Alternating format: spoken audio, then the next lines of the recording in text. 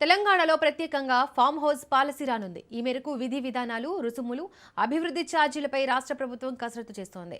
జోన్తో సంబంధం లేకుండా conversion, bio conversion, commercial, industrial సహా ఏ జోన్లో అయినా ఫామ్ హౌస్లను నిర్మించుకునే వీలు కల్పించనున్నారు. ఇప్పటికే మహారాష్ట్ర, పంజాబ్, హర్యానాలోని ఫామ్ హౌస్ పాలసీలను అధికారుల బృందం అధ్యయనం చేసింది. ఈ పాలసీ అమలు ద్వారా ప్రణాళికాబద్ధమైన అభివృద్ధితో పాటు ప్రభుత్వానికి భవన నిర్మాణం, అభివృద్ధి రుసుములతో స్థిరమైన ఆదాయం సమకూరనుంది.